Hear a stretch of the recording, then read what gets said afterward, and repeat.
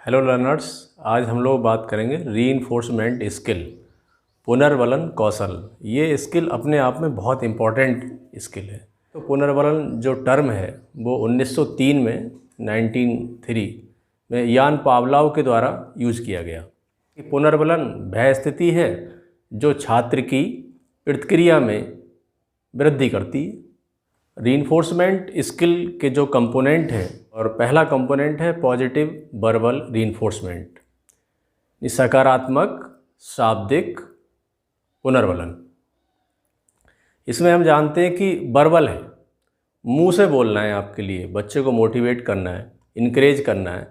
तो वो जब रेस्पॉन्स हमारे लिए दे देगा, पहले तो हम उससे क्वेश्चन स्टिमुलस देंगे, और जब हमें रेस्पॉन्स देगा, एसआर थ्योरी, यानी इसको मजबूत करने के लिए हम जो शब्द बोलेंगे वो इस पॉजिटिव वर्बल रीइंफोर्समेंट में होंगे। फॉर एग्जांपल यस, यस, ऐसे हम कह सकते हैं good, that's good, correct, fine, well done, continue, आपसे यही उम्मीद थी, आप ऐसा ज़रूर करेंगे, उत्कृष्ट answer, carry on, think again. इस प्रकार के जो मोटिवेशनल वर्ड हैं वो हम बोलते हैं ताकि बच्चा जो है और कार्य करने के लिए आगे आए, अग्रसर हो। दूसरे कंपोनेंट की बात करते हैं पॉजिटिव नॉन वर्बल रीइंफोर्समेंट, सकारात्मक अशाब्दिक पुनर्वलन। जैसे मान लो उसने हमें रेस्पॉन्स दिया तो हम स्माइल पास कर सकते हैं उसके लिए, पॉजिटिवली गर्दन हिला सकते हैं, वो आंसर दे रहा है और हम गर्दन को हिला रहे हैं। बच्चे को कंटिन्यू रखने का इशारा कर सकते हैं, हाथ से सिर या पीठ पर थपकी दे सकते हैं, और आई टू आई कांटेक्ट उससे करेंगे हम। इस तरीके से बच्चा जो है मोटिवेट होता है। अंगूठा दिखा सकते हैं, वेरी गुड, ना बोले अशाब्दिक हो जाएगा। और तीसरा जो कंपोनेंट है नेगेटिव वर्बल रीइंफोर्समेंट, नकारात्मक शाब्दिक पुनर्वलन। ऐसे लोग कहते हैं, मोस्टली समाज में है, गधा कहीं का, स्टूपिड, इडियट, नकारा, तुम तो गलत उत्तर ही दोगे, no, you are not good, तुम और तुम्हारे फ्रेंड से यही उम्मीद थी, रॉन्ग आंसर, इनकरेक्ट। खैर, अगला है नेगेटिव नॉन वर्बल रीइंफोर्समेंट। ये नकारात्मक अशाब्दिक पुनर्वलन, जहाँ पे हमें बोलना नहीं है बल्कि जो है इशारों से ही काम चलाना है। तो जैसे आंखें दिखाना, आंखें दिखा सकते हैं उसके लिए, गलत उत्तर दे रहा है। कभी कभी हाथ से मारने का भी इशारा करते हैं लोग। गुस्सा करना, चाहे खाना बनाना नहीं है, चाय बनाना नहीं है, लेकिन मुंह बना लेंगे, तो वैसा ही मुंह बना दो बच्चे के सामने, वो भी डर जाएगा। या इगोस्टिक होते हैं लोग, जैसे वो एक नाटक नहीं था कि कभी सास भी बहू थी, तो सास का हमेशा मुंह बना रहता था। तो ये नेगेटिव नॉन वर्बल रीइंफोर्समेंट होगा। अगला है नंबर 5, एक्स्ट्रा वर्बल क्लूज। जैसे एक्स्ट्रा वर्बल क्लू, अतिरिक्त शाब्दिक संकेत उसके लिए दिए जाते हैं, लाइक ए प्रॉम्प्टिंग। जब हाफ प्रॉम्प्टिंग देनी होती है, जैसे बच्चे से कहते हैं कि कोई कविता सुनाओ, तो कहता है कौन सी सुनाऊं, तो आपने उसके लिए थोड़ा सा हिंट्स दे दिया, क्लू दे दिया, ट्विंकल, तो वो शुरू हो जाता है ट्विंकल ट्विंकल करके। तो इस तरीके से जो है हाफ प्रॉम्प्टिंग यहाँ पे देते हैं। फुल प्रॉम्प्टिंग में हम पूरी कविता उसके लिए सुनाते हैं ताकि उसके लिए याद हो जाए। या कुछ शब्द बोलते हैं, आहा, फॉर एग्जाम्पल, जैसे म्यूनसिपैलिटी का क्या कार्य है, तो बच्चा जब जवाब नहीं देता है तो हम कुछ शाब्दिक क्लू देते हैं उसके लिए। क्या क्लू दे सकते हैं कि वो ड्रेनेज का भी काम करता है, रोड कंस्ट्रक्शन का काम भी करता है, सैनिटेशन का भी काम करता है, और सिटी में वाटर की सप्लाई कौन करता है। ये सारे हम जो उसके लिए बताएंगे तो वो ज़रूर आंसर देगा कि ये सारा कार्य म्यूनसिपैलिटी का है। अगला जो कंपोनेंट है वो रिपीटिंग और रिफ्रेजिंग है, कि बच्चा जो आंसर बताता है वो टीचर रिपीट करता है तो उसको भी अच्छा लगता है। जैसे हम कहें कि पेड़ को सादे रखने का कार्य कौन करता है, तो बच्चा आंसर देगा कि जड़ करती है। तो टीचर आंसर देगा बिल्कुल सही, जड़ ही वह भाग है जो पेड़ को साधे रखता है। बस यहाँ पे एक चीज़ खास ध्यान रखनी है कि जो आंसर हो वही रिपीट करना है जो एकदम सिग्निफिकेंट हो, जो उससे संबंधित हो टॉपिक से, और नोवेल हो, कुछ यूनिक हो। अगला पॉइंट रीफ्रेजिंग, बच्चे की बात को कुछ अलग ढंग से कहना। तो शिक्षक जो है उसके लिए कुछ अलग ढंग से आंसर देता है। जैसे मान लो हम कह सकते हैं जड़ के बारे में, अभी उसने आंसर दिया है कि जड़ मिट्टी से जल एवं खनिज पदार्थों को एब्जॉर्ब करके, अवशोषित करके पेड़ तक पूरे सारे भागों में उसके पहुंचाती है। जड़ मुख्यतः दो प्रकार की होती हैं, अपस्थानिक जड़ फाइब्रस, दूसरी मूसला जड़ टैप रूट। कुछ रूट ऐसी भी होती हैं जो अपने अंदर भोजन या फूड को स्टोर कर लेती हैं, संचय कर लेती हैं, जैसे मूली है, गाजर है, चुकंदर है। और लास्ट जो कंपोनेंट है वो writing pupils response on black board. तो छात्र ने जो बोला है उसके आंसर के लिए आपको ब्लैक बोर्ड पे या वाइट बोर्ड पे जो है उसको लिखना है। तो लिखने से क्या होता है ना, बच्चा मोटिवेट होता है।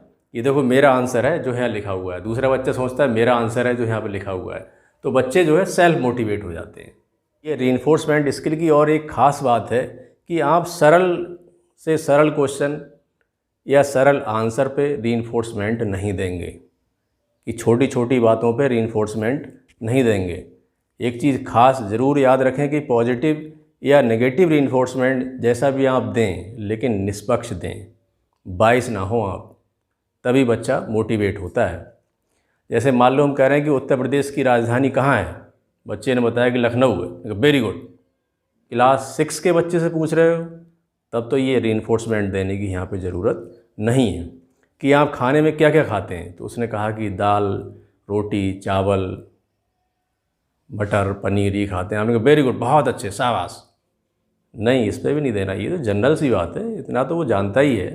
इसको आपको रीइंफोर्समेंट देने की ज़रूरत नहीं। तो रीइंफोर्समेंट हमेशा वहाँ दिया जाए जहाँ थोड़ा सा वो एक्स्ट्रा आंसर देता है, हट के आंसर देता है, या जो उम्मीद थी उससे भी अधिक आंसर देता है। जैसे हम कहें कि उत्तर प्रदेश में मंडल की संख्या बताओ, तो वो कहेगा 18 मंडल। हाँ, तो ये थोड़ी सी खास बात है कि उसे याद तो है, संख्या भी पता है और नाम बता देगा। वेरी गुड, एक्सीलेंट, हाथ से भी कह सकते हैं, बोल भी सकते हैं। रीइंफोर्समेंट स्किल पुनर्वलन कौशल क्लास 6 का है, सब्जेक्ट सोशल स्टडी। ऐसे ही बायोलॉजिकल का, फिजिकल साइंस के भी प्लान बनेंगे। पर्यावरण एवं प्रदूषण ये हमारा टॉपिक है, ड्यूरेशन है 5 मिनट। कंपोनेंट, टेलीज और सुपरवाइज़र के बारे में आप लोग जान गए होंगे। और इसके घटक के बारे में बात करें तो पहला है पॉजिटिव वर्बल रीइंफोर्समेंट, दूसरा है पॉजिटिव नॉन वर्बल रीइंफोर्समेंट, अगला है नेगेटिव वर्बल रीइंफोर्समेंट, और चौथा है negative non verbal reinforcement. Next है एक्स्ट्रा वर्बल क्यूज सिग्नल, और छठा है रिपीटिंग एंड रिफ्रेजिंग, और लास्ट है writing pupils response on the black board या फिर वाइट बोर्ड। टेबल हम देख रहे हैं, सीरियल नंबर है, छात्र शिक्षक क्रियाएं हैं, छात्र क्रियाएं हैं और घटक हैं। पहला क्वेश्चन है पर्यावरण शब्द का शाब्दिक अर्थ क्या है। छात्र क्रिया होगी, पर्यावरण 2 शब्दों से मिलकर बना है, परि प्लस आवरण। परि का अर्थ है चारों ओर एवं आवरण का अर्थ है घेरना, ढकना। तो टीचर तुरंत कहेगा वेल डन, और कंपोनेंट एक हो जाएगा सकारात्मक शाब्दिक पुनर्वलन। दूसरा क्वेश्चन है पर्यावरण किसे कहते हैं। पर्यावरण उन सभी घटकों का योग है जो किसी वस्तु को चारों ओर से घेरे रहता है, उस वस्तु को प्रत्यक्ष या अप्रत्यक्ष रूप से प्रभावित भी करता है। ये उत्तर देगा छात्र, और टीचर तुरंत कहेगा वेरी गुड, और अंगूठे से भी दिखाएगा, प्रसन्नचित होगी। तो इस तरीके से कंपोनेंट 1 और 5 होगा। 5 में होगा अतिरिक्त शाब्दिक संकेत या फिर चिन्ह। तीसरा है पर्यावरण कितने प्रकार का होता है। स्टूडेंट कहेगा पर्यावरण 2 प्रकार का होता है, भौतिक और दूसरा सांस्कृतिक। टीचर कहेगा बिल्कुल गलत उत्तर, रॉन्ग। पर्यावरण 3 प्रकार का होता है, नंबर 1 भौतिक या प्राकृतिक पर्यावरण, नंबर 2 सांस्कृतिक या मानव निर्मित पर्यावरण, और नंबर 3 सामाजिक पर्यावरण। तो इस तरीके से कंपोनेंट हैं 3 और 6 लगेगा नकारात्मक शाब्दिक पुनर्वलन और छात्रों के उत्तर को दोहराना। अगला चौथा क्वेश्चन है भौतिक या प्राकृतिक पर्यावरण किसे कहते हैं। स्टूडेंट कहेगा प्राकृतिक पर्यावरण में वह सभी जैविक एवं अजैविक तत्व शामिल हैं जो पृथ्वी पर प्राकृतिक रूप में पाए जाते हैं, जैसे सूक्ष्म जीव, पेड़ पौधे, जीव जंतु, ऊर्जा, जल, गैसें, हवा, तापमान आदि। और टीचर तुरंत कहेगा एवं सिर हिलाकर सहमति देगा। तो इस तरीके से 2 और 5 कंपोनेंट होंगे। 5वां क्वेश्चन, सांस्कृतिक या मानव निर्मित पर्यावरण किसे कहते हैं? स्टूडेंट जवाब देगा इसमें वह सभी वस्तुएं शामिल हैं जो मानव ने कृत्रिम रूप से निर्मित की हैं, जैसे शहर, हवाई जहाज, बस, ट्रक, ट्रेन, कपड़े, मकान आदि। और टीचर तुरंत कहेगा और कंपोनेंट होगा 5वां, एक्स्ट्रा वर्बल क्यूज या फिर सिग्नल। अगला क्वेश्चन है, सामाजिक पर्यावरण किसे कहते हैं? स्टूडेंट कहेगा इसमें सांस्कृतिक मूल्य एवं मान्यताओं को शामिल किया जाता है, जैसे रीति रिवाज, जीवन शैली, भाषा, संस्कृति, विश्वास, परंपराएं इत्यादि। टीचर एक्टिविटी होगी, तुरंत कहेगा शाबाश, कंपोनेंट 1। अगला क्वेश्चन, हमने अपने पर्यावरण को कैसे नुकसान पहुंचाया है? स्टूडेंट एक्टिविटी होगी, बहु जनसंख्या से, अंधाधुंध मकानों से, रोड बनाने से, फैक्ट्रियां लगाने से, वन काटने से, पशु पक्षियों के आवास नष्ट करने से, वाहनों की संख्या बढ़ाने से और गंदगी फैलाने से। टीचर तुरंत कहेगा बिल्कुल ठीक, और हाथ से ऐसी मुद्रा भी बना सकता है। तो जो कंपोनेंट है वो 1, 2 और 5 लगेगा, सकारात्मक शाब्दिक पुनर्बलन, सकारात्मक अशाब्दिक पुनर्बलन और एक्स्ट्रा वर्बल क्यूज। 8वां क्वेश्चन है, हानिकारक पदार्थों की वृद्धि को क्या कहते हैं? तो स्टूडेंट एक्टिविटी होगी, कूड़ा कचरा कहते हैं। टीचर कहेगा नहीं, एवं नकारात्मक संकेत देना, गर्दन हिला सकता है या हाथ से इशारा कर सकता है। हानिकारक पदार्थों की वृद्धि को प्रदूषण कहते हैं। तो 3, 4 और 6 यहाँ पे कंपोनेंट लगेगा। अगला क्वेश्चन है, पर्यावरण प्रदूषण के कौन कौन से कारण हो सकते हैं?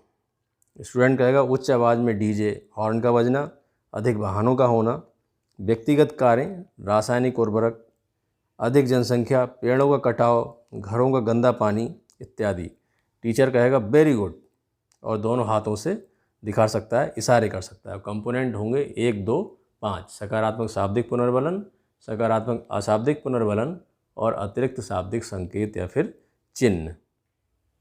मुझे आशा ही नहीं वरन पूर्ण विश्वास है कि आपको रीइंफोर्समेंट का सैद्धांतिक रूप, कॉन्सेप्ट समझ में आ गया होगा, और व्यवहारिक रूप कैसे लेसन प्लान बनाए जाते हैं ये भी आपकी समझ में आसानी से आ गए होंगे। और वीडियो अगर आपको पसंद आई है तो अपने छात्र अध्यापक, अपने अन्य साथियों जो दूसरे विश्वविद्यालय में भी पढ़ रहे हैं उनके लिए शेयर कर सकते हैं, ताकि एक अच्छे टीचर का निर्माण हम लोग कर सकें। धन्यवाद।